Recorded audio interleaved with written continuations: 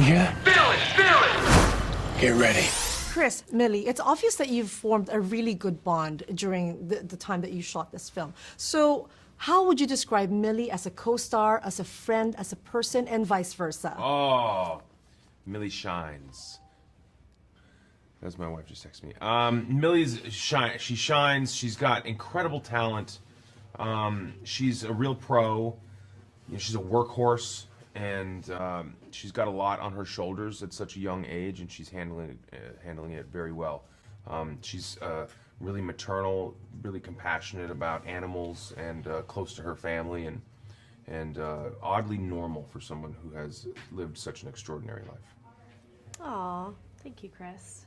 Should I now say what I like about myself? What do you love about And Chris? humble.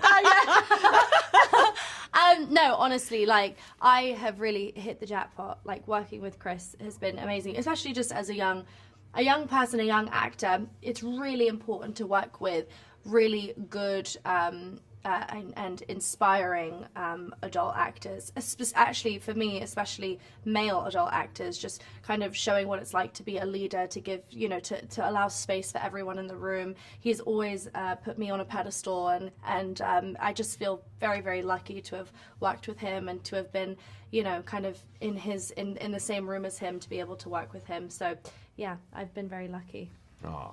You lived through the 90s. What do you wish that Millie could have experienced herself in the 90s? In the 90s, oh.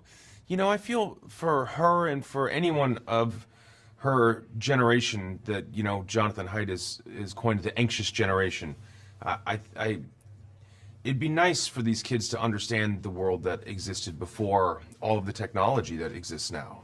You know, I suppose that's probably said by every generation. Maybe someone who lived through life without penicillin would say the same thing, but, you know, probably not. You know, yeah, it'd be nice, because there's like a certain level of creativity born out of boredom, and just a different kind of connection to people, maybe. I don't know, maybe something like that. And seeing Nirvana overtake Belle Biv DeVoe in the pop charts, that was pretty cool. So, Stanley Tucci's character creates a moment with his mom using the new Neurocaster. If you could, what moment would you like to create or recreate? Oh my God. Oh gosh. Man. I think for me, I don't really want to make it so deep. I mean, it's really hard not to make it deep. It's good, go. I think maybe just Yeah, that's a anything great question. with my grandmother. Like, yeah, I wasn't able to be with her before she died because of COVID. So if I would be able to, you know, imagine just even a conversation again just with her would be very meaningful to me. Yeah, that's nice. That's really nice. Probably Millie's grandmother as well. She sounds cool. I think I would love that.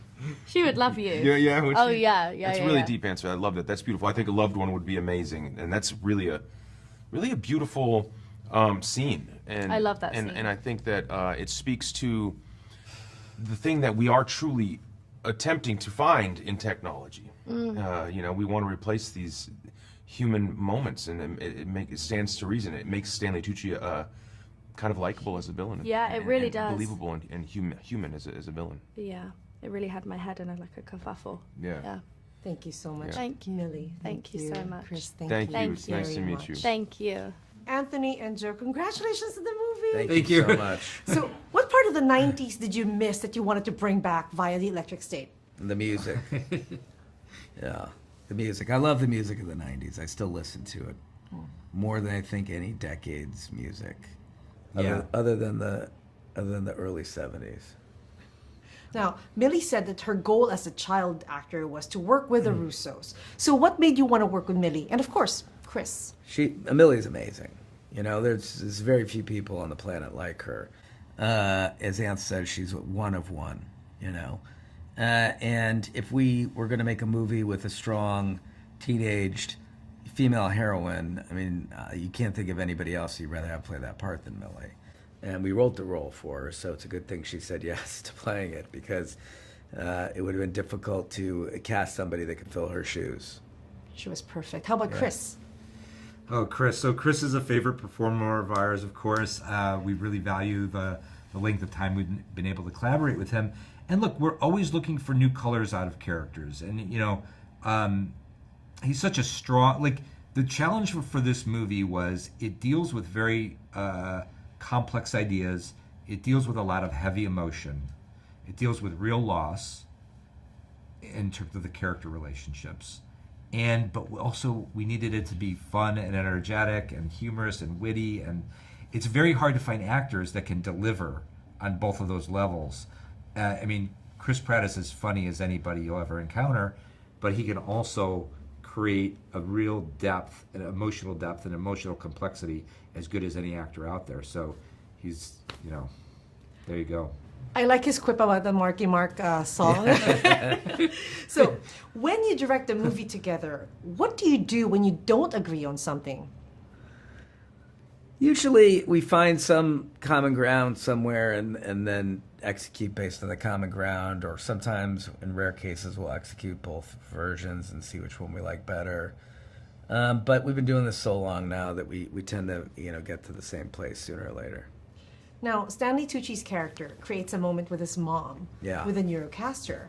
If you could, what moment would you like to create or recreate? Oh, that's really interesting. It's also really personal. Yeah. It doesn't have to be. It could be a movie